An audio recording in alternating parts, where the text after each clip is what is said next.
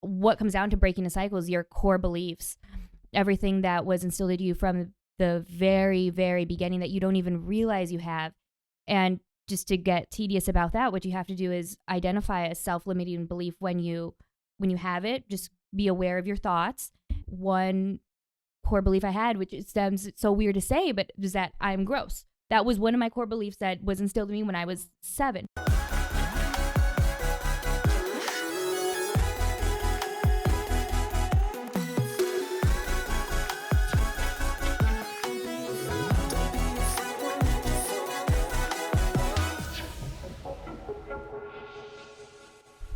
Hey everyone, welcome back to another episode on Divinely Disruptive podcast. I'm your host, Jane Powers. If you're new to this platform, I'm so excited you're here.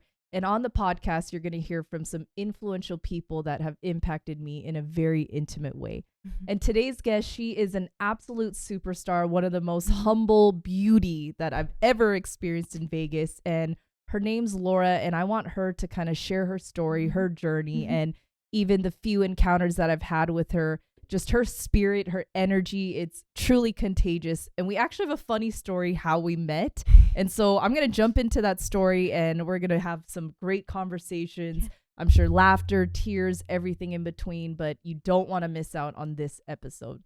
So Laura, thank you so much for joining. You look stunning. Me. I'm so happy you're here. Yeah. And I wanted to share the story of how we met because it's a little funny and a little random. So tell me your perspective, like, how we met and what you felt about me when you saw me. Well, we met at a podcast. Ironically, and now you're on mine. Yep. And I felt you were definitely one of the only other people there with common sense. Yes. Because the podcast was definitely not just like male-centered, but a specific type of male-centered. Yes. So us there just trying to talk like normal people was aggressive to them. Yes. It was a very aggressive experience when we thought, oh, we're just happy, bubbly talking. And like, that's wrong. So we both had times where we could look at each other and be like, what the hell? But you were on the opposite side of the room mostly because we were all switching seats. Yes. And then the most thing that I remember about you was telling them about themselves, telling them what's up, telling them your perspective very just unapologetically. Yeah. And I was like, okay, I get with that. I'm glad there's somebody else here because that whole podcast and a lot of different Vegas experiences up to that point was just a lot of like people like them. For sure. So it was crazy. Yeah. And like, even when I remember, being super nervous on that podcast, I remember like looking over to your area and I'm thinking, wow, she is so petite, yet so mighty. And you were just so real. Right. And I know some of the other guests, they were a little timid or scared, but I love that you just showed up and you're like, this is who I am. This is what I've gone through. And I remember you diving deep into even your different careers and all the industries you worked in. And correct me if I'm wrong, but I think you were in a relationship that you moved on from. Yeah. And even seeing you transition from that moment to right now, you are a superstar. Like, that's all I can say because the woman that you've become already, I can feel a difference. Like your energy, it's so in alignment and, we don't need to strive for perfection, but you really are a different human. And I say that with so much honor and respect because people wouldn't know what you went through. Right. Yeah. So if you don't mind me asking, tell me kind of, how it was like leaving a relationship and then evolving into Miss Independent you, because it's amazing. Like I said, the few encounters I've had, I can see an exponential growth even in your spirit and your mind and your soul. But tell me a little bit about that. Well, I'm glad you mentioned that, first of all, because I always describe it as kind of just a quantum leap, a quantum jump that I went through to get from where I was when you first met me, when I first showed up in Vegas to where I am now. And I was just saying at the beginning of Vegas being here, all I wanted to do was get back to myself, find myself. Yes. And I definitely have, but at such a different level. So this is honestly my first time being single ever. Wow. So I've always taken care of myself, been very independent as far as finances go. I left my family at a young age, but I was with my high school boyfriend from the time I was 14 to 20. Wow. And he was a great guy, sweetheart, like very perfect guy. Nothing wrong with him. It's just I outgrew that relationship. And from him, I went to 3 back-to-back relationships with essentially the same guy in different forms. Dang. In different areas of my life, this person showed up again and again and again. And this last time, it was the worst. I've always had my own space, was my own person. Mm-hmm.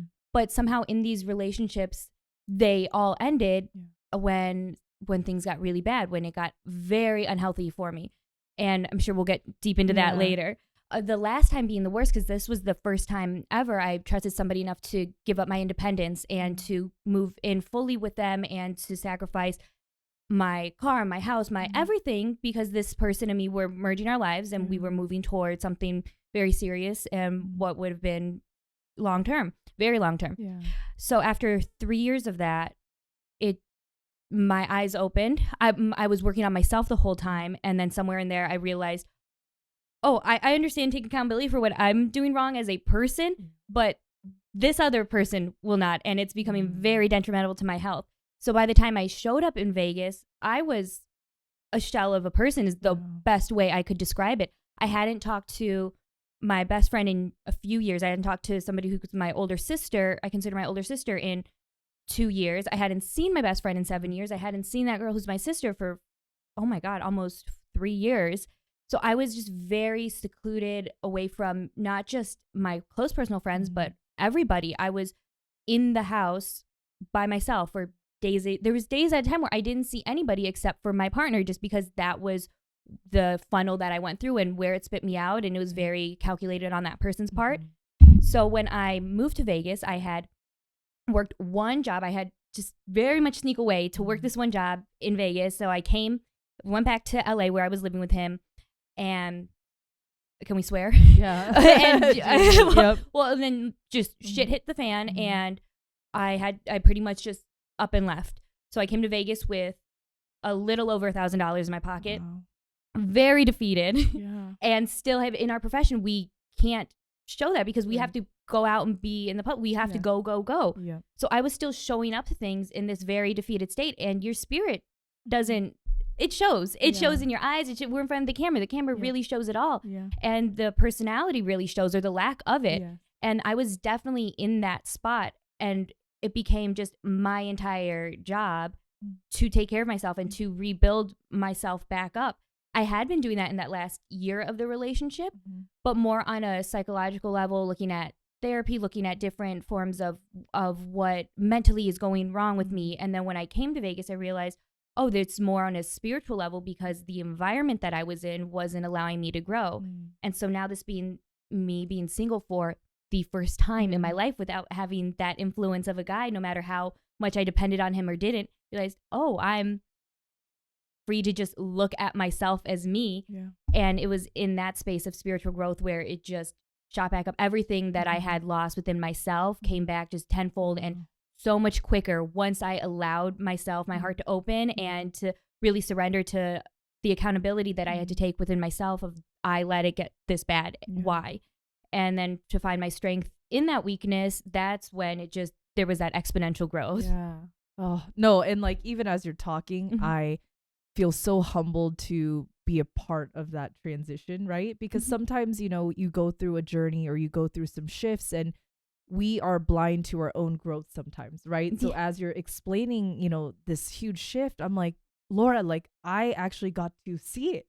And so, even the day we met on a podcast till right now, when you said 10x, I see like a higher version of you, almost like the highest level of you, but that is still the beginning, right? I know that sounds very trippy, but just even energetically, right? Like I feel you just have this free spirit energy, and back to that contagious energy, whether you realized or not, I feel like the wrong partner or the wrong partnership, they're going to dim your light, right? Because naturally you're bubbly, you're, attract people. So I can see, whether it's intentionally being stuck at home or not, the right partner or the right people, they're going to see your light, but they want to expose it and share it to the right people, right? Not the wrong people, but the right people. So, if you don't mind me asking, as you continue to pursue, you self-love and putting yourself first, did you ever have thoughts of feeling guilty and maybe it was me, or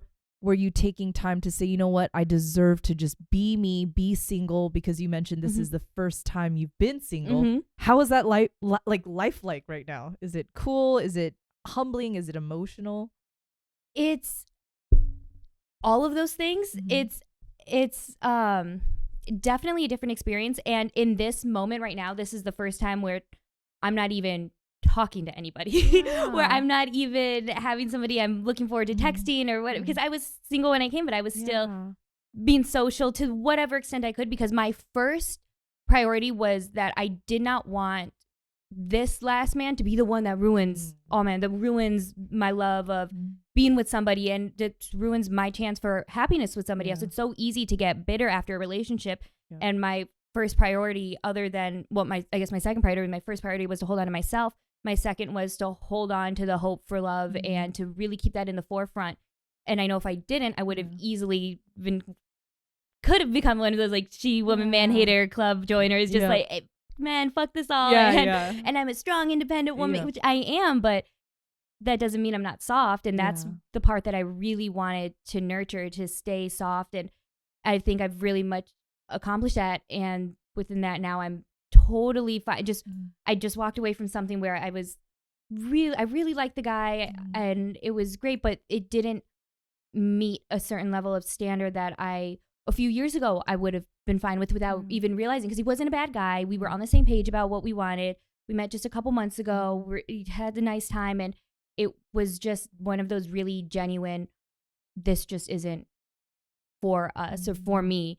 And that was one of the healthiest ways I've ever exited something, where I didn't have to up and leave and run, and the guy's like holding on to me and crying and making me feel bad and trying to break me. It was just a very nice, even break. And it's been a couple weeks since that, and that's been hard. So that was one of my first just normal, even though it was such a short experience, it was such like a normal, healthy kind of heartbreak that I went through, because I'm totally okay with walking away from self, with missing a person, and with feeling that sadness and feeling whatever I need to feel to get over something. And I've done that before. When I left my high school boyfriend, that was a bigger issue or a bigger relationship, to where I'm like, oh, I still have love and respect for this person, but it's not for me. And to just know that I'm able to feel that again, even if it's just on such a smaller scale, that is a huge accomplishment for me. No, and even your perspective, I feel like it's so beautiful, because I know people listening and watching, we've had so much heartbreak and loss, right? Whether it's a romantic partner, I know divorces are higher than ever, but I love what you said about, Jane, I refuse to let my past relationship dictate my future, right? And I love that so much, because I think a lot of people, they're trapped in this cycle of just scarcity mindset, or maybe this victim mentality, right? Like, oh, this person took away my beauty, or this person wasted my time. But if you hold on to that, then you're almost trapping yourself from even allowing yourself to ever be free. So when you were sharing how, you accepted these moments, even in those moments it hurt and it was sad, you're not letting that define who you are and where you're going. Right. Absolutely. So I love that. So like, maybe for you, it might be common sense, but have you ever had girlfriends or friendships around you that maybe weren't as resilient as you in the dating game? And if so, how did you help them kind of get to your level? Because I wish more women thought the way we do. Right. Where you're going to go through heartbreak, you're going to go through some bad relationships, but look at us right now, right? We're still here. We're still moving towards a better life. So tell me about a situation where maybe, yes, you had a girlfriend or a friend that is just like going back to the same relationship, or they can't move on. Honestly, when you said that, the first relationship I mentioned my high school boyfriend. We were together in high school, so we were apart for a little bit. We did break up for a little bit. And one of my friends was dating one of his best friends. And these were both like really sweet, really great guys. And I was able to move on, and she was running in circles, going crazy, doing the stereotypical girl after a breakup going crazy thing, and it's funny because I always call myself crazy, but I've never really like me too. But then you see it, I'm like, oh. And she came to me really upset one day and just like, how have you been able to move on? And in my head, I didn't. And I mean, we didn't, because we ended up getting back together. But the first thing I told her was, just get a hobby. So we can go for something as simple as that. If it's the minor heartbreaks, like what's the easiest thing to do is get a hobby, revert to your hobby. I love that. Even within this small time frame, there was a time recently before this guy that I just mentioned, the first guy that I talked to after my big breakup. Really liked him, didn't work out. I was having so many issues. And then I was hung up on him for a while, and I looked back a few months ago, checked his profile, and then he had a girlfriend, and for some reason that got to me. And I'm like, okay, because I was just getting sad. That was like the only person that I had liked since my big breakup. So I'll let it hurt and admit that. And I stayed up drawing all night. I'm like, you know what? Let me just do this is what I want to be doing right now. I don't care. Let me just be sad. Let me just draw. I drew some really great, cool things. Really, I've probably the most I've drawn in a while since I went through a bit. That's one of the hobbies that I revert to, and I've always been really big on that. Just on just a very small scale. If it's nothing too serious, dive into your hobbies, what you like, find you, because if you're too caught up on somebody else, you're not. You're not going inward. You're not focusing on yourself. We are each our own individual people. And getting back to that, this is who I am as an individual is really just a really powerful thing. But now if you're going through a bigger breakup, like now one of my best friends from childhood, we've been best friends since we were 7. She just left a 10-year relationship with the father of 2 of her 3 kids. And he's not leaving her alone. And he's very similar traits to the relationship that I just left. But it's a little bit different. It's not as intense or scary where she needs to just up and leave. And he's still the father of her kids, so he's around. So that on a day-to-day, I give advice just on everything that I've learned, everything that I'm still learning, because right now I'm in one of the biggest learning periods of my life. And so every day I'm learning something new, writing down, and just pretty much sharing my perspective. And it's honestly the best advice I can give to any woman going through, especially hard heartbreak. Take it for what it is. Understand the situation that's going on at just the easiest level. Everything about a breakup should be just getting back to the bare minimum, because that's the most common sense. We get so wrapped up in another person, whether it's good or bad, and the drama and the tediousness of, this person's gone, or this part of me is gone. But that's all the different complications of being with somebody. And when you're alone, that's when it should be the most simple, because you're just getting back to you. So at whatever level it is, just narrow down to the absolute basics, and then just kind of hold on to that for as long as you can. And then maybe down the line, dive deeper into it. No, and I love that, because you're kind of bringing things full circle, right? Whether it's girlfriends, whether it's dating, you can get lost in it, right? Same with girlfriends. I feel like healthy girlfriends, we give each other space, we give each other freedom to be. Like, imagine you and I suffocating each other, where I'm like, Laura, I don't like you doing this, or you shouldn't be wearing that. Versus, you know what, Laura, I really love you. I really enjoy our moments together. And shoot, obviously I would love to see everybody more often, but we make it count. And I love that about us, right? It's like, we don't have to hang out every day, but when we are together and we do share space, we make it meaningful. And I think even taking that to dating relationships, you kind of touched on this, is people go a little too far, or maybe rush things too quick. And I'm all about partnership and collaboration, even in an intimate romantic relationship. But so many people lose themselves, right? I'm all about go all in if you feel intuitively, that that's your truth. But I love that you keep saying, Jane, fall back on your hobbies, fall back into self-care, fall back into who you are, what brings you joy, right? So have you ever had a time where, again, whether it's dating or maybe toxic girlfriends, maybe even a toxic environment, if you don't mind me asking, have you ever been in a time where you feel like your joy was lost, or you allowed people to suck the joy out of you? I grew up in a toxic environment. Tell me about that. Yes, so I know people don't know how to cope. So I grew up in a very toxic and abusive environment, and I grew up on survival and not love. So that whole environment was basically what I grew into. And then when I left, I thought, I left this space, but like I said, I've gone back into now 3 different abusive relationships. I went back into that same environment. So I was immersed and still just marinating in all these bad spaces and bad environments. And something that I really leaned into in my power was definitely in the survival mode, into the harsher parts of my characteristics of my personality, the very strong, independent, sometimes angry. Like that's what happens when you're in toxic environments. If they don't take you over, then you have to be at an equal level to kind of push back from it. Right. So getting out of a toxic environment is definitely the first step, because you cannot heal in the same place that's killing you. Yeah. You just can't. It's going to keep sucking the life out of you. So getting out of those situations, first of all, at whatever cost, and then getting out of your mindset, because your mindset is the second environment, because that's all your training, that's all your initial programming, that's all of the things that these people around you had, and you are the people that you surround yourself with. And when you're born and brought up in that, that's literally you from day one. So getting out of the environment physically, then getting out of the environment mentally and emotionally, and honestly having a sense of humor. Just I cannot say how important that is.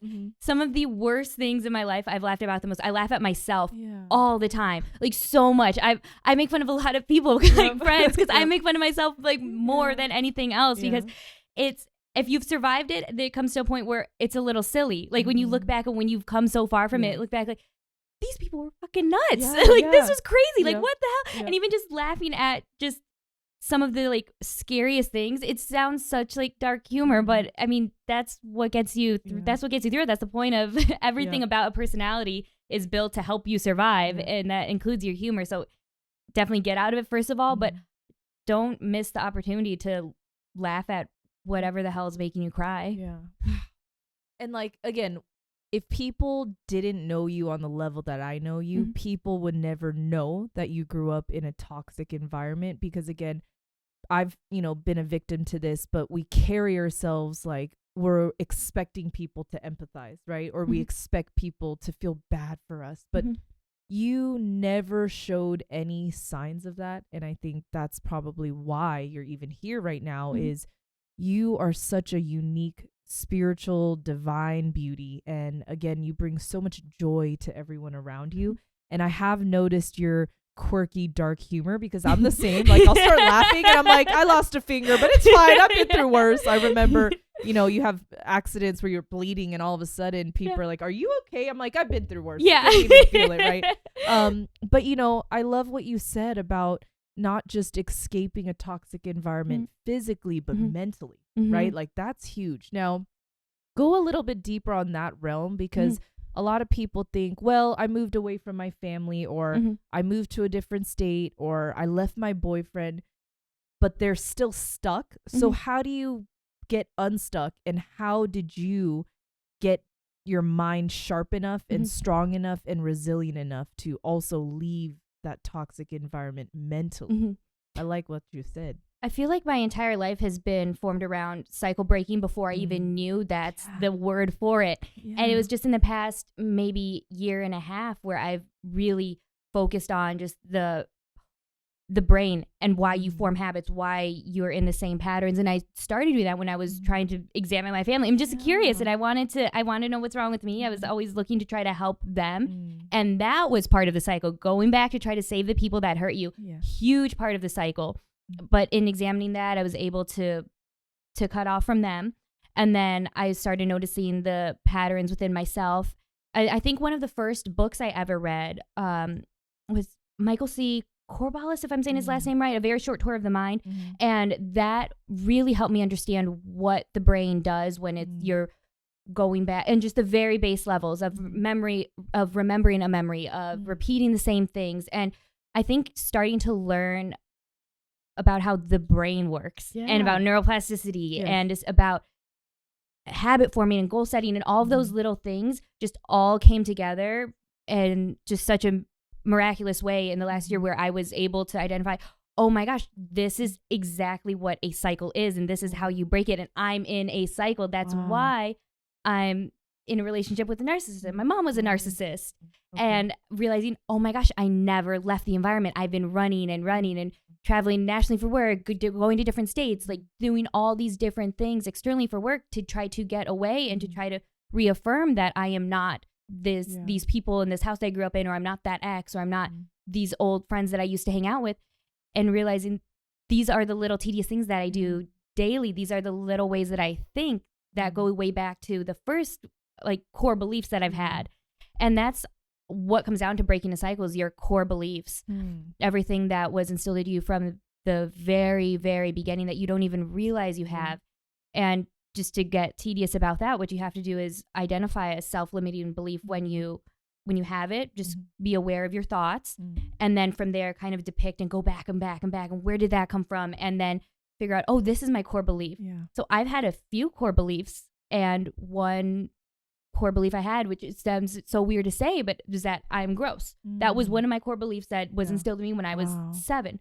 And identifying that as a grown woman, that's so weird, and people wouldn't assume like, oh, then why are you always doing your hair? Why are you in this profession? Why are you doing this? Like, well, I was with people who were making me feel gross about myself, with people who were, that was just the word, and there's different words for that, but those are, and essentially the basics of how you learn how to break a cycle. It gets really deep and really personal and really embarrassing to have to say, oh, that's what I thought about myself. Like, that is nothing that I would think consciously, but it's the subconscious programming that you have to really look at yourself and look in the mirror and realize, oh, that's why I'm not liking what I'm seeing, because subconsciously it's been that way since the start. So if we have any bad habits today, it's from something that was instilled in us when we were very young. God, and that's powerful, because again, if you break down all the layers, like you gave us an example of I feel gross, right? Or you are gross. Yeah. That is so trippy, because I know for me, whether I'm transitioning from job to job, I feel guilty. And, you know, even my partner, he's like, why are you always doing stuff? Like, can't you just relax? And it's so crazy, because I get it from my mom.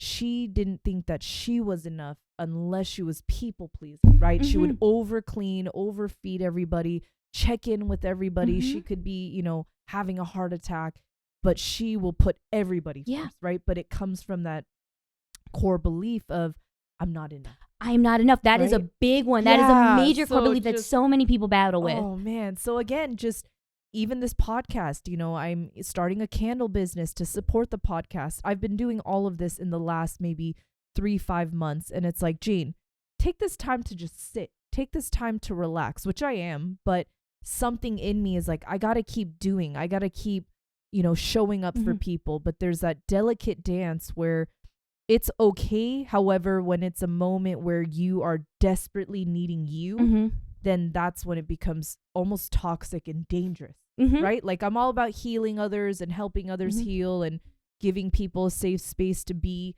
However, we often forget ourselves, right? So have you ever had a time where you felt like you weren't enough, or did you ever believe that you were not enough? And how do you feel like you kind of react or respond to that limiting belief? I think the majority of everything that I've done in the past 8-9 months, as long as I've lived in Vegas, has been around getting that thought away. I don't know if that was necessarily one of my specific core beliefs that I had. There was something that was, you know, pretty adjacent to that. But essentially, whether it's I'm not enough or whatever, one of my other ones where the result is kind of the same, where we're constantly going, we're constantly on the move, we're constantly proving something, and that survival mode being constant has to be now very masculine energy of pushing, and falling back into my feminine energy, which is nothing I ever had the opportunity to do growing up, ever. Part of the, again, so weird to say, because I did pageants, I like do my, like all these things that seem very feminine, but I was always in my masculine energy when I was doing it, because I was forcing and pushing, and I have to be juggling 5 things. I have to always be working. I have to force this to work, which in a sense was necessary, because I had to build my own safety net. But again, that's the masculine energy, and falling back into the feminine energy is the receptive energy, the I'm enough, it should come to me because I deserve it, the very much soft girl stuff, the softer side of people, and people have both masculine and feminine energy. I'm not saying only men are hustlers or anything like that, and you understand that. But in a lot of ways, actively doing things to take myself out of it, because it's comfortable being uncomfortable. Right. It's comfortable in that pattern of I'm always need to do something. I'm always addicted to the stress of doing something else. Just where having to slow down is it seems relaxing, but it's absolutely not. This was the first week ever where I've laid on the couch and done nothing and not felt ashamed about it. Oh, that's awesome. It was the most incredible feeling. I was just sitting at home, not doing anything, realizing, I took a break from healing. I took a break from meditating. I took a break from, I was just sitting on the couch, existing for a week. And I would have never imagined I would have been able to do that. I've done that when I've had depressive episodes, but I've been, like just covered in shame and depression and not able to move because of because it was a clinical thing. But I've never, and then I've taken breaks where I'm actively trying to meditate, I'm trying to heal, I'm trying to slow down and doing that active healing work, but never like this where I was just just watching the TV with the cats, and I didn't even feel like I needed to read or do anything. I was just sitting and perfectly okay with it. And that was part of all the work I've done to learn to fall back into it's okay just to kind of be, and you are enough just sitting your ass at home. No, and you shared something super intimate, vulnerable, and powerful. Is in that moment you just relaxed, you didn't feel guilty, right? You were like, this is what I am, this is what I'm doing. And to be conscious in our rest, I feel like is so important, because back to the mind and the physical, we could physically be on vacation, but we could mentally be still lingering in toxicity and stress. And I know when I had to adjust my life as well, I would constantly feel like I had to make a to-do list and have a bunch of things I would have to cross. But that was like a mental illness pretty much, right? Because I felt almost depleted, didn't even feel like I had a purpose in life if I wasn't doing, right? So to finally be, and to even start this podcast and sit with my guests, it's so uniquely different for me, because I'm used to being like, hey, Laura, let's go get dinner and I'm going to take care of everything. Versus, hey, can we just sit and talk? I mean, we're recording this, but wow, like I'm just sitting and you're here with me. You know, and we're not wheeling and dealing So and figuring out the next move. So even this, I feel like it's, pushing me to be the better version of me as you are. But, if you haven't done this already, have you ever just sat with people, or maybe people that are close to you, and not do much? Because I feel like I'm kind of not the best friend right now, because I haven't been shown good friendship. But do you ever just sit with a girlfriend and say, you know what? We can just watch Netflix, or we could just have a glass of wine and not do anything. Because especially Vegas, it moves so fast. I feel like I have to move so quickly to keep up with like status quo and the lifestyle of going to the dinners, the clubs and all that. But do you ever get to have just like mindful, calm times with people and not feel the need to be out and moving and doing? And ready to pose for a picture. I know that's a loaded we question, need to do but this. sometimes and I want to just exactly. sit with you and not be doing. Not often. And I've always described like my friendships as very just work friendships. We're always, because we're all the same kind of in this industry where we're working and we get to see the people that we like when we're working, but then we go back home and then when we're out working again. And that's just how it has been for me. Even some of my closest friends who I can have some of the deepest conversations with, when we're together, it's always like, well, why aren't we doing this? Well, why aren't we? Because it's like two birds, one stone. I'm with you, and just we naturally go get the ball rolling. And now we're doing this, and well, if we're together, then we can end up collaborating with this, designer. We could do this, and might as well, if we're gonna hang out and take a selfie anyway. Let's just do a shoot and get some, like just even just the most casual things turn into a project. And honestly, no, part of one of my New Year's resolutions was going to be a better friend. Because I am trying to be there for people when we have our conversations. I'm like, but I don't just chill. If somebody just hit me up and said, let's go get coffee, I'd be like, why? You're like, to just sit and have coffee? Like, what are we talking about? What are we doing? Like, what's going to come out of this? And I could absolutely love the person in front of me, but still wonder like, well, and so I'm sitting there like, and then want to hurry up and get home because I'm like, I need to write this down. I need to do this. So not really, other than with my childhood best friend who I've known since I was 7. But like I said, I hadn't seen her in the last 7 years. So that's not something that's in my day-to-day life, and definitely something I need to work on. So maybe we can keep each other accountable, because I know for me, I've just been getting very real with myself, right? Because we can instantly think about, okay, the things we're doing, the things we've accomplished, and a lot of people, finishing a year, they're plotting like the next year, right? And I know for me, I want to, this sounds crazy, but like do less, but do more in these lanes that I really am devoted to, right? Like conscious, intentional, purposeful, because I feel like so many people right now, we're just spread too thin, we're burnt out, and we're just all pretending right now, right? Like we're not okay. And back to the mental portion, even since the pandemic, I don't think people take, they're not taking time mentally as they are physically, right? Like physically, they're like, oh, I'm fine. I look great. I'm losing weight. I look shredded. But I don't think people are working on their mental health. So even if they think, oh, well, after the pandemic, I gained all this weight. Now I'm back to normal.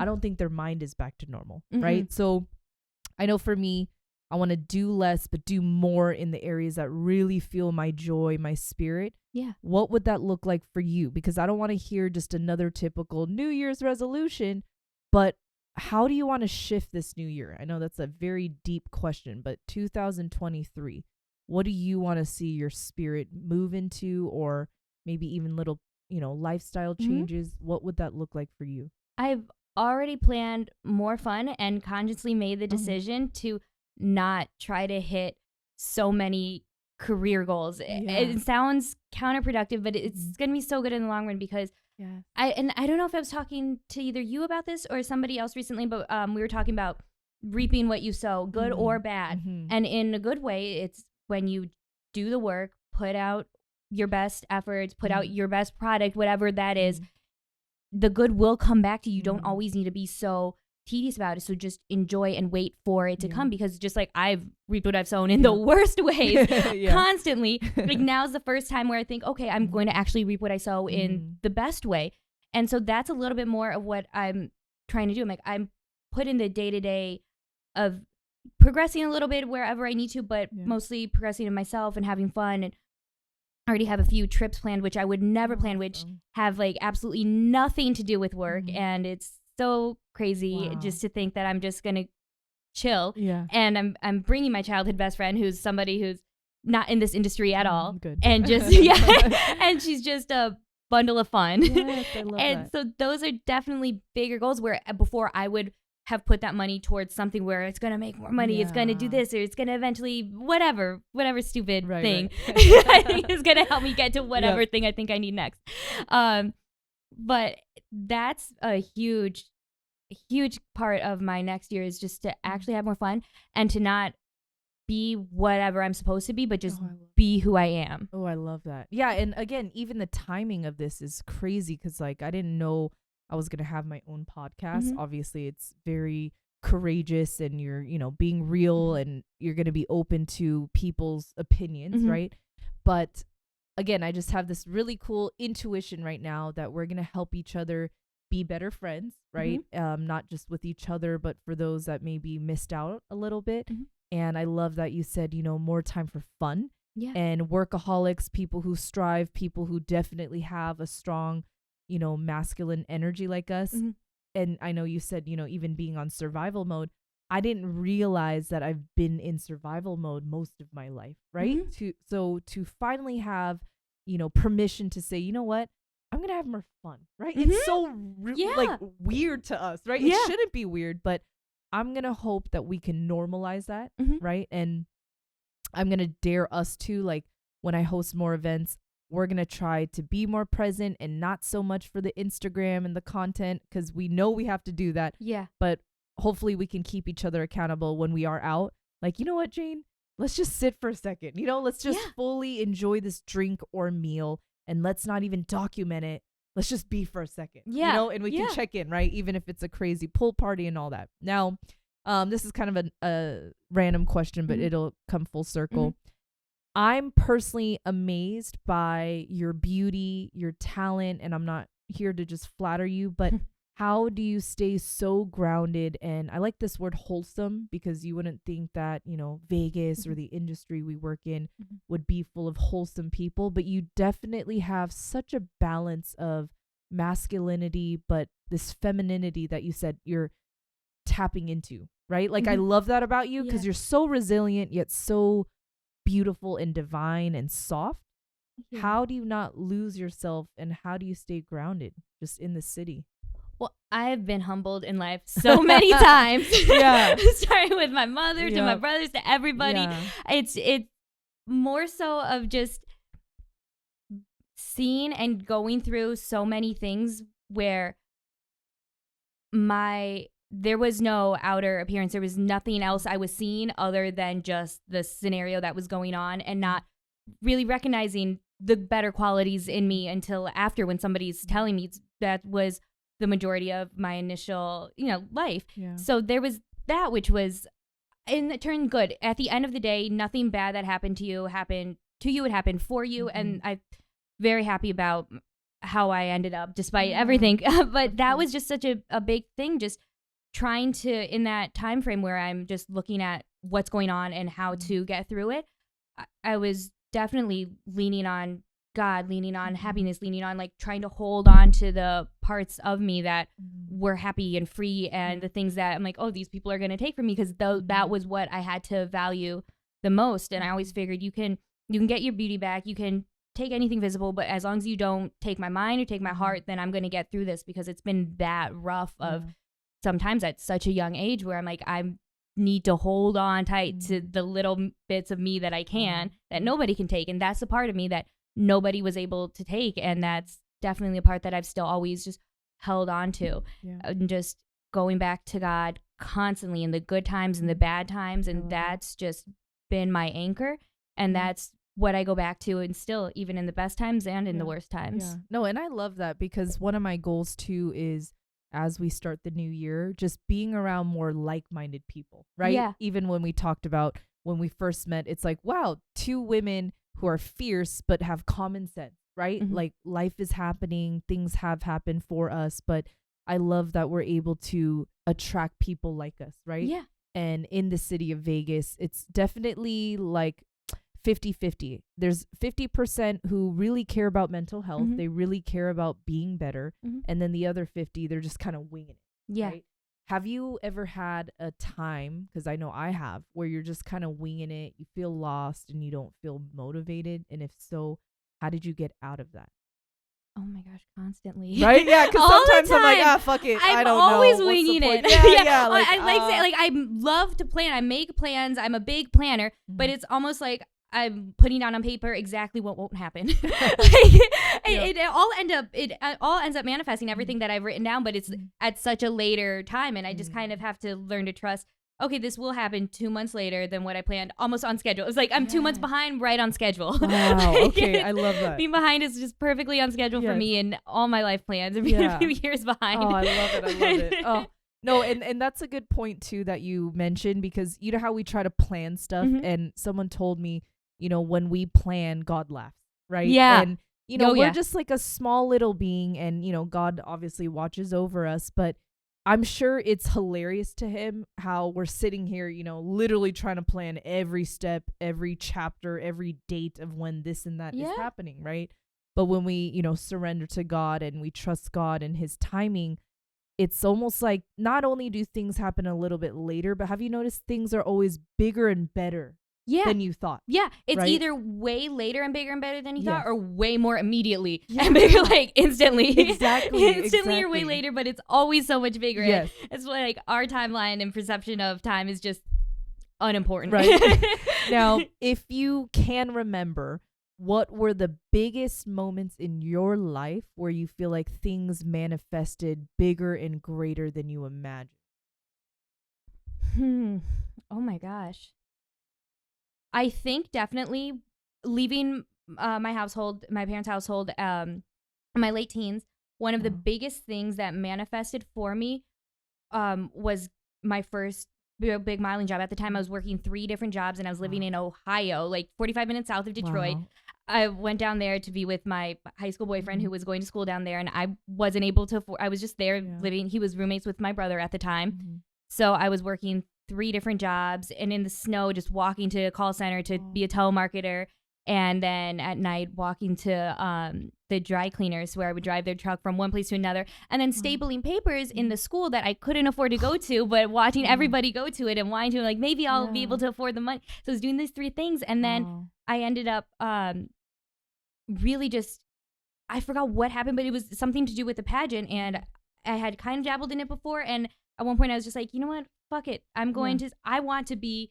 At the time, I was like, I want to be Miss Michigan. Wow. I ended up placing that first year in the top 5 out of 70 girls. Oh my God. Congrats. And that was my first year competing in Miss. And then from there, I got my, with my first agency, my first big campaign, which was national. And I don't think I've ever really had something that was just such a big jump in success. And everything in my modeling career has been pretty much steady. And same with acting, pretty steady, everything except, but that first one when I was just so blindly believing, I was like, I'm not gonna live in fucking Ohio anymore. I'm not gonna do this shit. I'm gonna be Miss. And I ended up never making it fully to Miss USA. I was first runner up, but that was the major trajectory, like, change in my life. And I thought I was gonna be a writer. I thought I was just Mitch Albom or Charles Bukowski. I thought I was just gonna sit at home and, like, I was so happy being a writer. But I wasn't. I was miserable because I was making myself suffer for it. And then that was the first time I really surrendered to, you know what, I'm going to try to do this thing because it makes me take care of myself in a way that nobody's ever pushed me to. And I'm going to do it and I'm going to win. And I didn't win it, but I won so much more. Of course. Oh, that is powerful. Like, even sharing, I'm like, I didn't even know that about you. No, but I think you are, pointing something very, important too, is it does, but it doesn't matter where you come from or started, right? In the sense of, hey, you could be given the world, you could be given the money, but even if you weren't, you gotta believe, right? So I love that you said, Jane, one day I'm like, I'm doing this, right? Like, I'm just gonna go all in, I'm gonna have faith, take a leap of faith. And if you didn't have that jump, you obviously wouldn't be where you are. So what could you kind of advise for people who are stuck in this funk of, like, this ain't it, but I'm just here? Yeah. Right. I was thinking about this the other day, something that I wrote in my journal right before that first major shift in my life. It was just some rambling about intelligent subtraction, taking away, like, because we're often looking around at what more can I have, what more. And it was at that point in my life when I was looking at what do I need to take away. And it was definitely a lot of stuff that I was carrying around from still my family, just negative thoughts I thought about me, all these things. That was my first jump into wanting to try to be feminine. And I knew to do that, I had to get rid of this part of my family, this part of my mindset, this part of working, of everything that I was doing. I was like, let me just take it away. And that's definitely something I haven't revisited as much since. And I was just thinking about the other day, I'm like, wow, I need to really focus on that again. What else am I going to need to take away before I make my next big, just mental, spiritual jump to something else?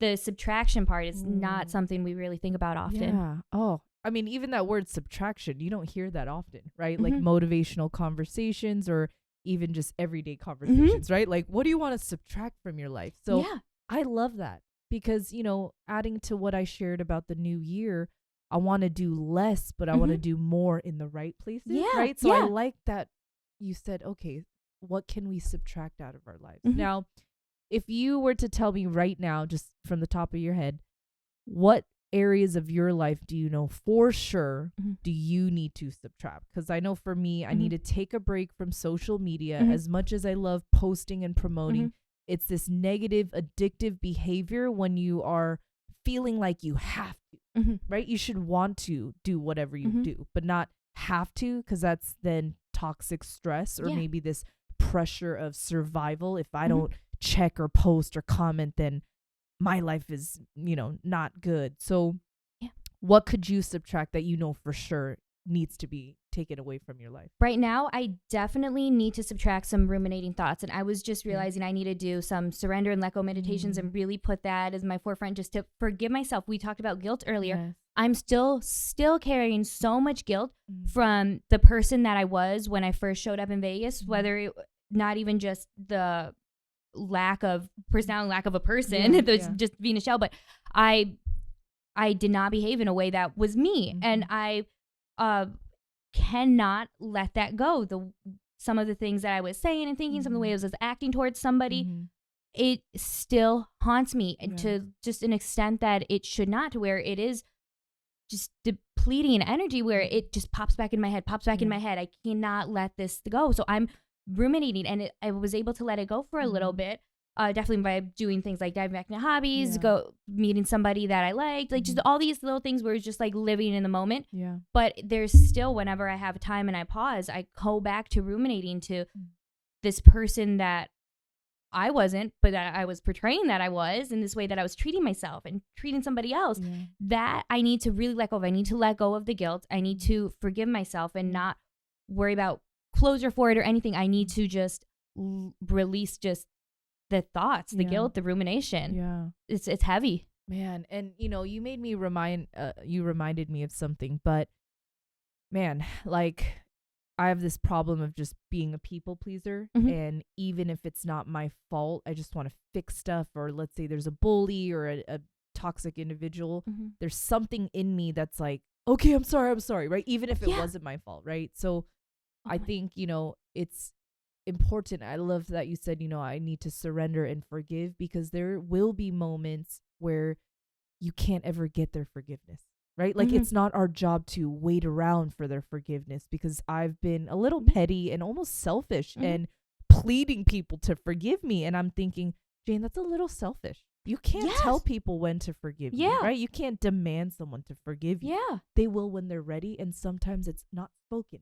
Yeah. But they'll feel it in their heart and soul one day, right? So have you ever been in a situation too where maybe you wanted forgiveness or you wanted to demand forgiveness, but they just didn't forgive you? And if you were in that situation, how did you cope with it and how did you move on? Because it sucks when, like you said, you look back and you're like, gosh, I wasn't the best version of me, or gosh, they didn't experience the best version of me, right? So they got a totally like dark demonic part of you that they didn't deserve, but you were stuck in that moment at the time, and we're not there anymore. But again, just back to even my reflection, it's just like, well, Jane, let them process and deal, because you don't know how it may have damaged them, right? You might be like, hey, we're good over here, but maybe for them it's like, well, Jane, I'm not good, and maybe we're never gonna be good. It's like, wow, I have a lot of pride. So how do you deal with those moments in your life?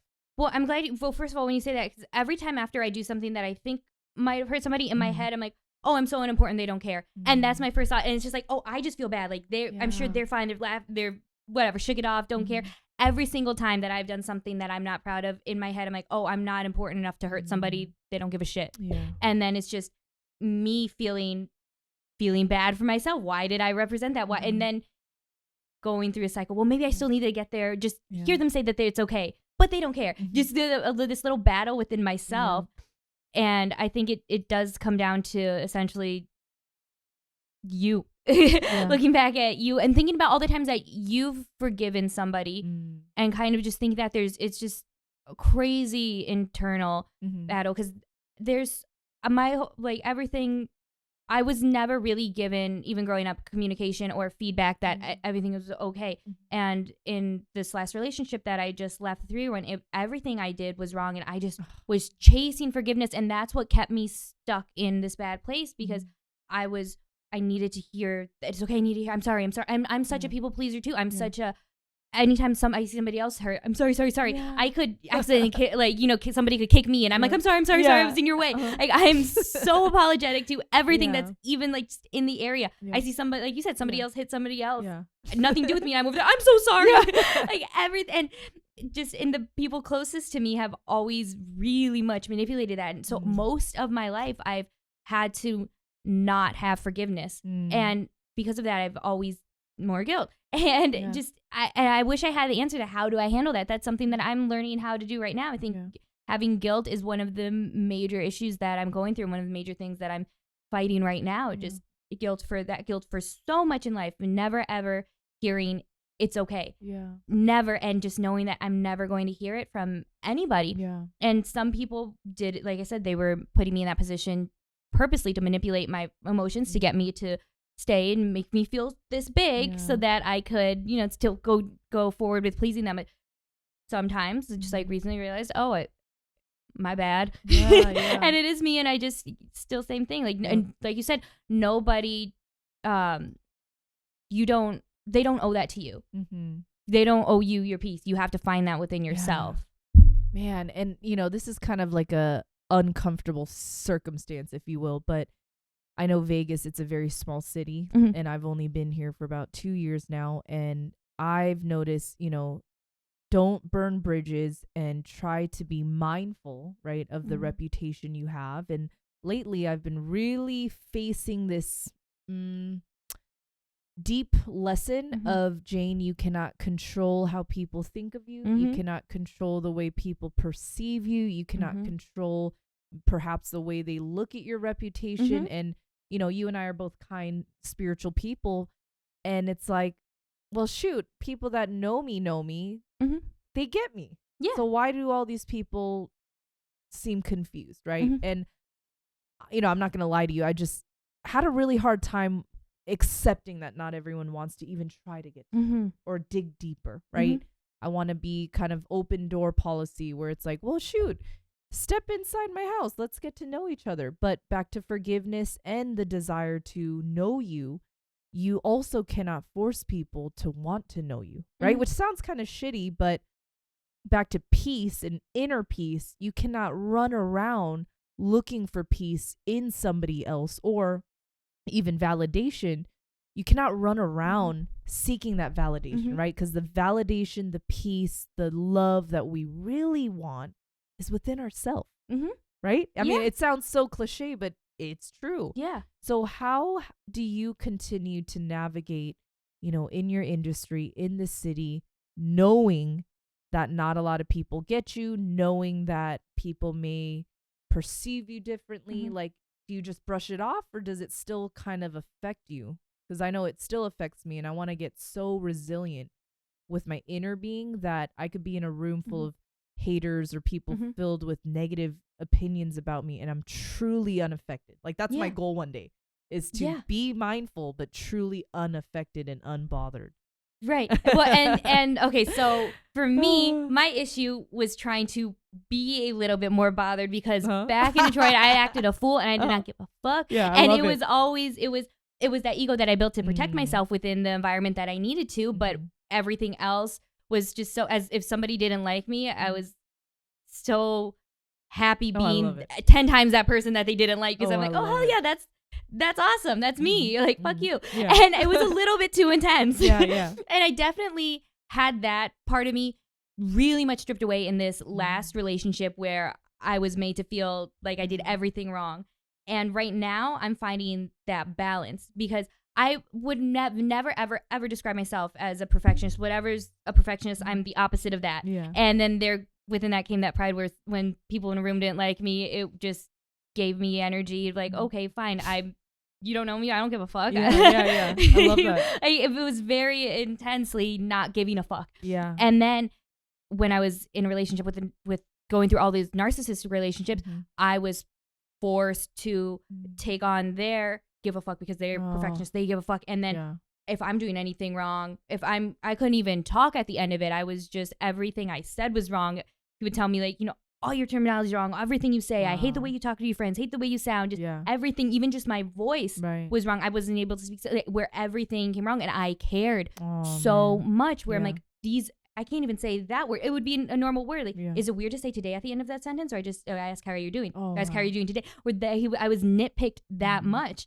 So right now, finding that balance and trying to remember, you do have to put on a little bit of an ego and shed your ego in just the weirdest balance of ways to learn how to not care. But I know we keep saying go back in yourself to find that validation. But essentially, like, what I did just now down on a tedious level is look at it. What was I looking for to feel when I wanted that validation from that person? When I silenced myself because he was making fun of the way I spoke. Yeah. What was it that I wanted to feel? When I was in those rooms and, getting energy from saying, oh, this person doesn't like me. What was that I was feeling? And try to identify that and figure out how to feel that within myself, to where I'm not too much going like, oh, I don't give a fuck, or I'm not too much giving a fuck. Like, what were those feelings that made me think it was okay to shut up? What was those feelings that made me think it was okay to run my mouth? Right. And then try to identify what are the healthy ways to feel that and to cope with that, so then I'm not looking for that in my external environment. Yeah. Man. No, and I love when you were like, Jane, I actually didn't care at all, right?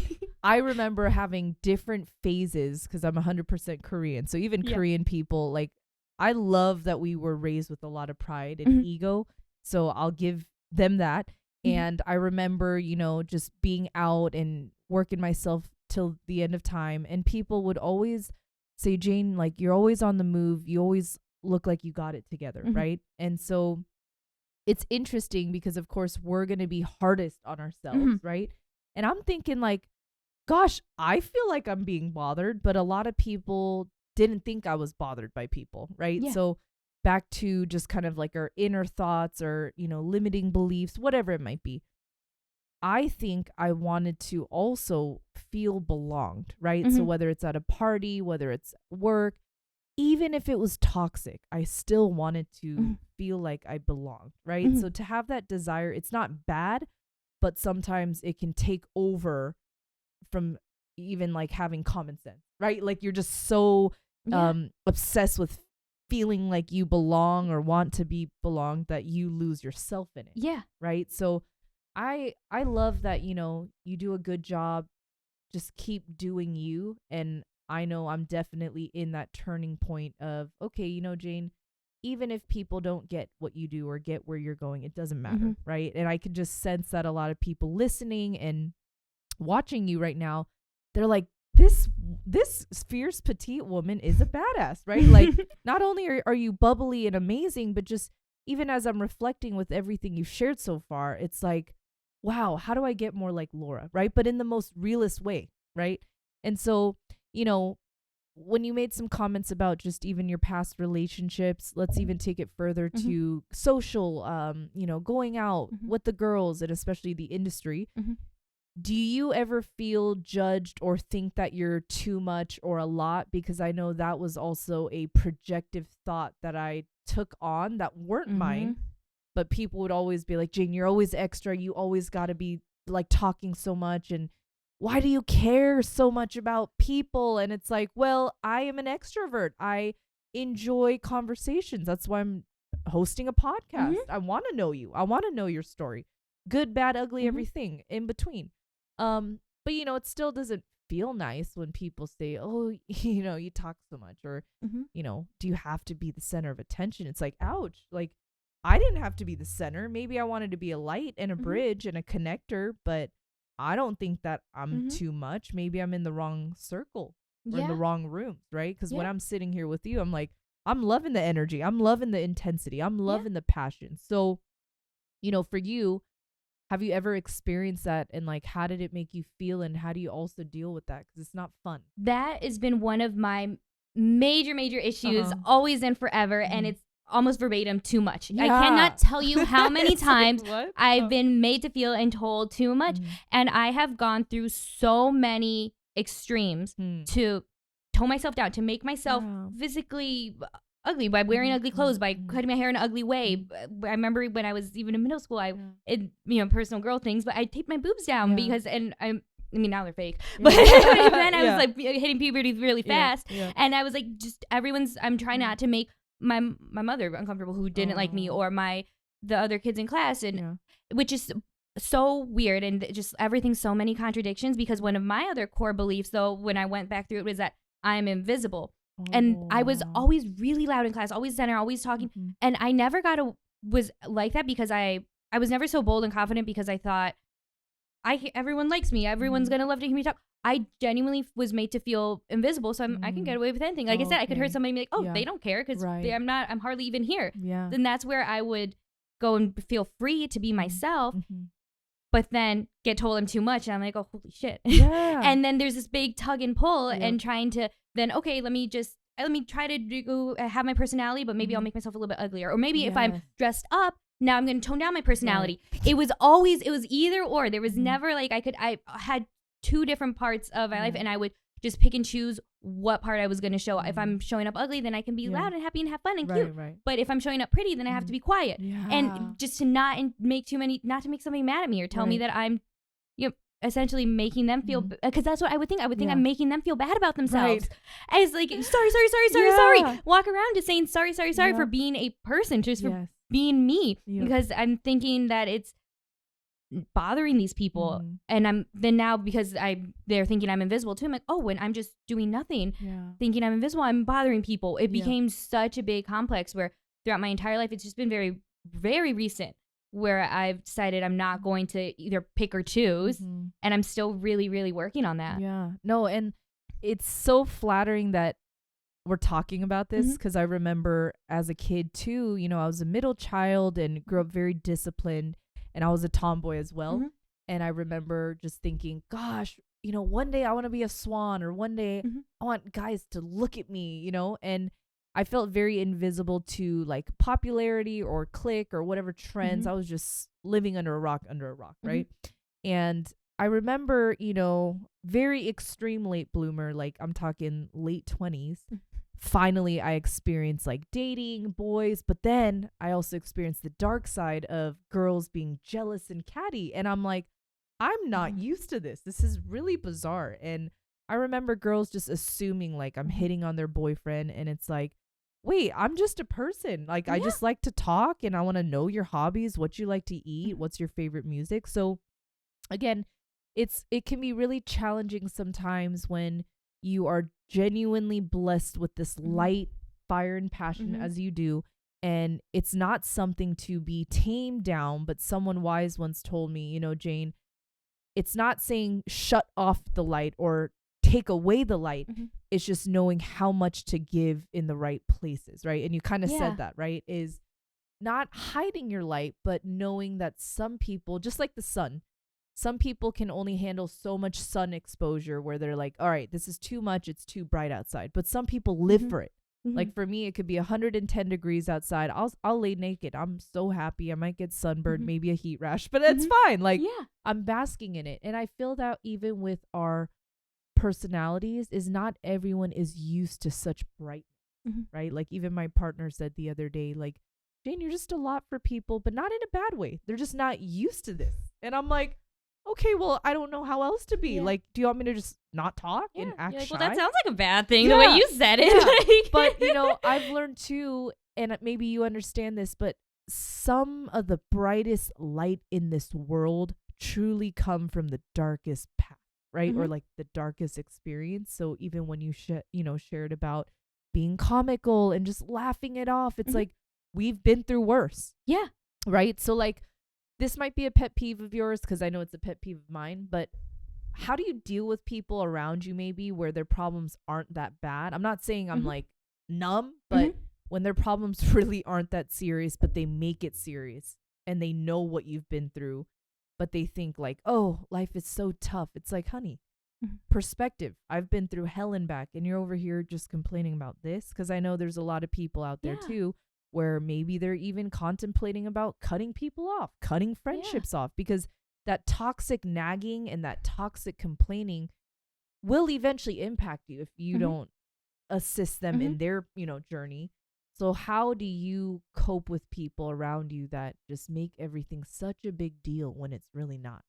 Well, I think you have to really just fall back on your intuition. Is this somebody who's actually suffering, or is this somebody who's just this is just how they are, and there's just maybe not your person? Yeah. But at the same time, understand, let's just say they do want to change. They just are genuinely stuck, genuinely confused, and just genuinely repeating their cycle of pain because they do want to get out of it, but they don't know how. And it may seem so small. You have to understand everything is relative. Yes, I would never, ever want anybody to go through the things that I've been through. And I would never, I've always said this, even if, let's just say when something really bad happened to me when I was younger, and no, you're lying. No, that didn't happen. Yeah. Like, I'm happy that you don't understand what happened. And I think everybody who's been through stuff still has that. You have a little bit of resentment for people for not understanding the level.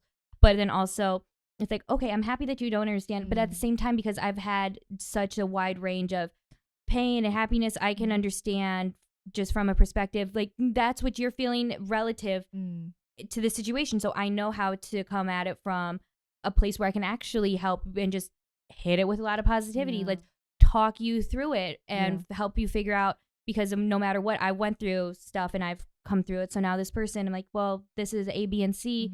And the major thing to do when you're helping somebody is not give them the answers, but just what does that make you think? Well, then why are you thinking that? And kind of just lead like, this is how it helped me. This is how it helps you. And then you can kind of easily see, is that person actually receptive to wanting to get out of it? Or are they just going to basically hold you verbally hostage and take your time? And it's really hard. Like, I do cut off a lot of people, but I do wish, and I always have, but I wish that I had maybe the tolerance not to. I don't know if like I necessarily mean that, because I like the level of peace that I have, but it's nice to be sympathetic. Like, I'll see some of my girlfriends be super sympathetic and empathetic to the extent where I'm just like, dang, that's crazy. You're taking up, that person's taking up a lot of your time. Like, why don't you just tell them to fuck off? Like, or not even then, why don't you just like exit that? Where it's so mind blowing to me, but I see that they're coming from a place with a big heart, and like, maybe I don't have,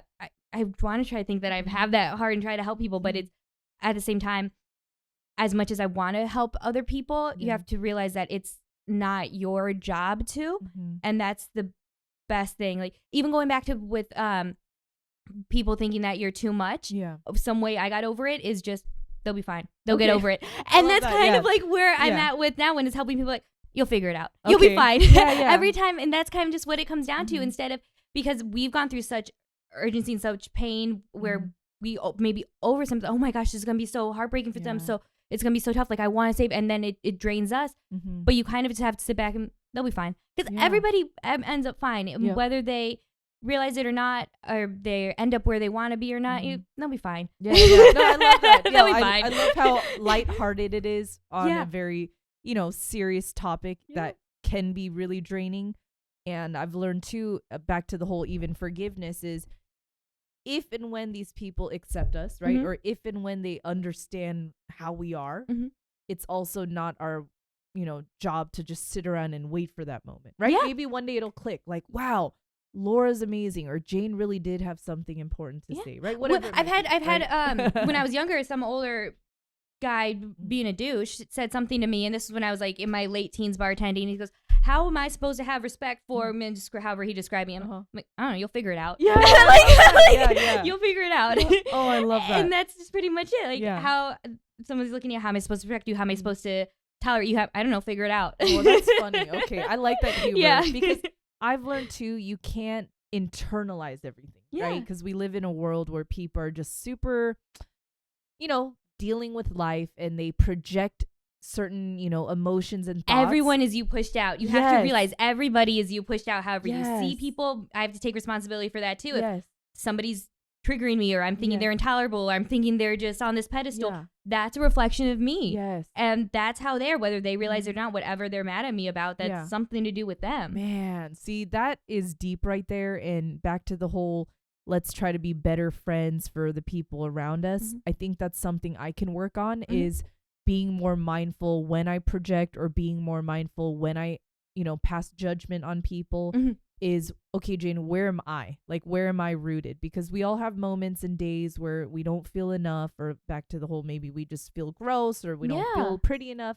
And then acknowledging, though, like, where we're at and why we feel the things that we feel. Like, is this real, or is this just a temporary funk we're in?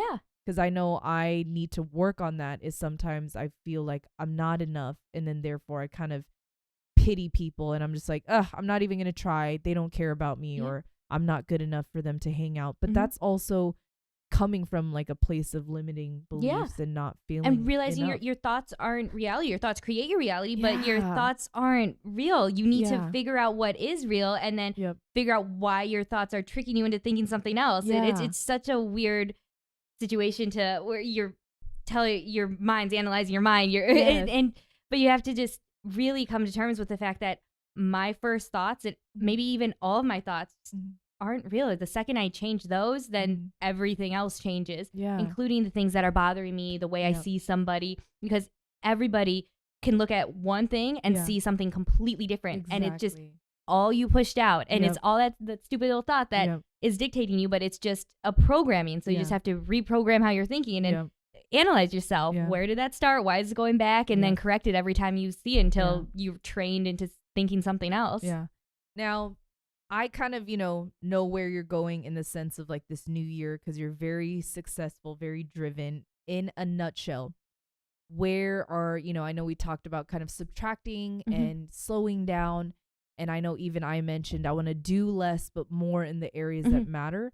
Let's dive deep a little bit in that area, just because I want to be that accountability partner too. I like to check in with my girlfriends like, hey, Laura, you said that you were going to do this and this and that. Where do you see yourself kind of moving towards? Because I know you do a lot, right? And I'm just being humble, but I know you model, you write, you act, you have so many gifts and talents, right? What direction do you want to move in, and what are you going to do to protect it and keep yourself accountable?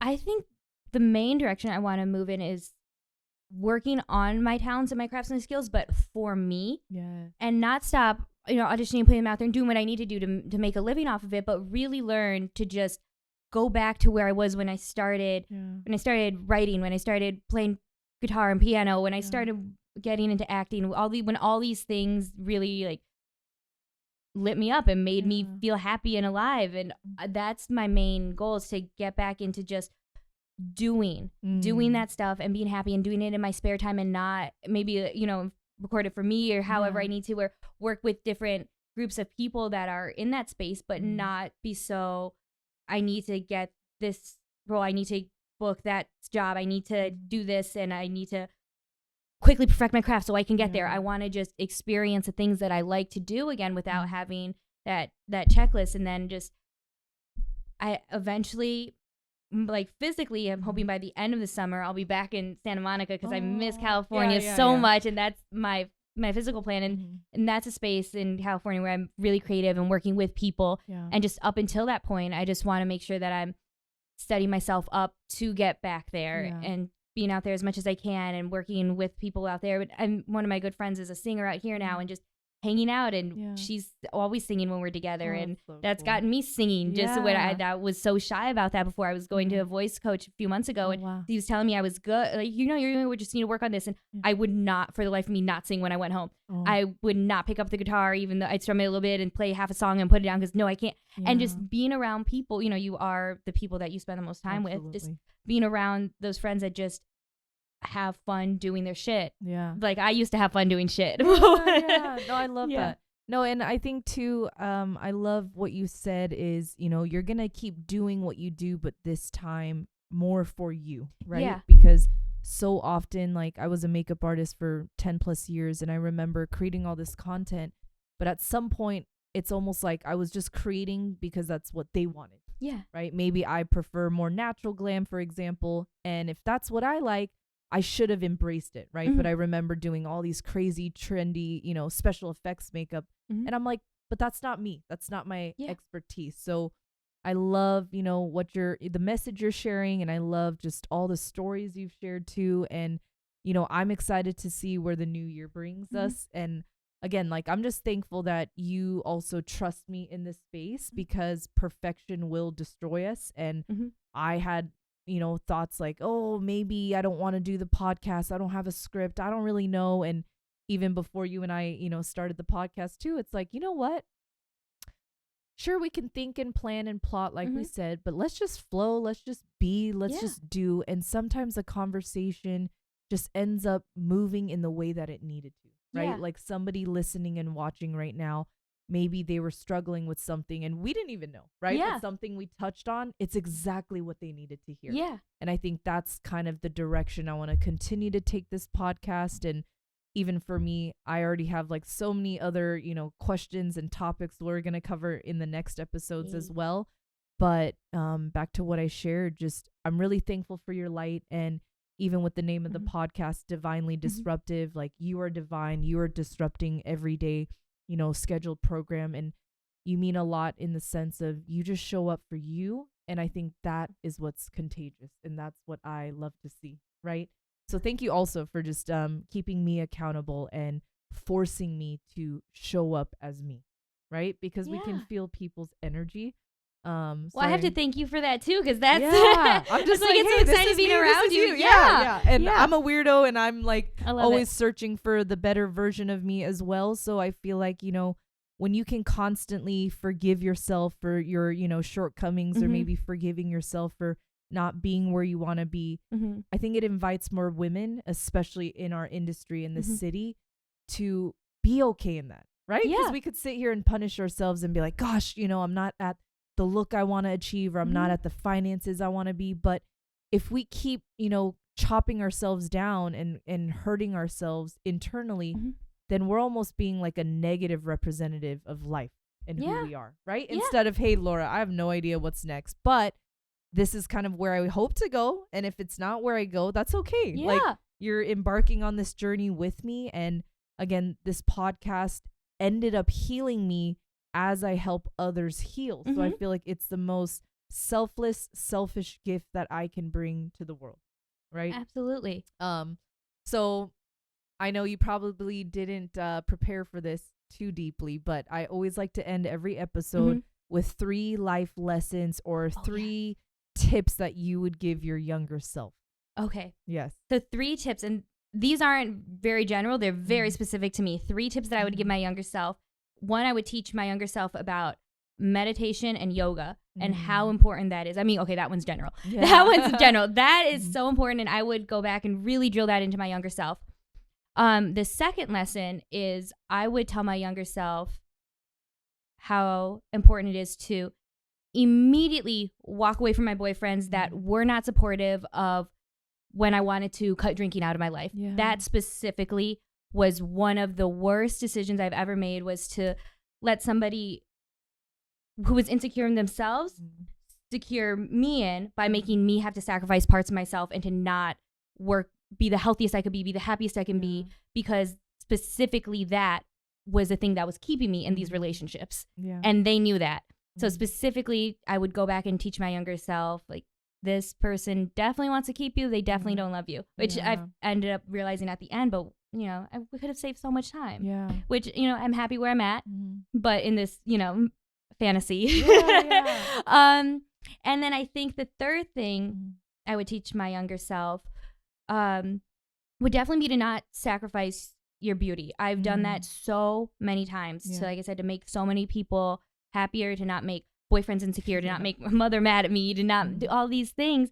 But my beauty was given to me by God, and that's not for anybody else to decide how much it shines. That's for me just to live it, and that's what makes God happy, and that's what's supposed to be. It's not supposed to be something that's tamed for the convenience of others. It's a gift inside and out. Everybody's beauty is just meant to be completely amplified.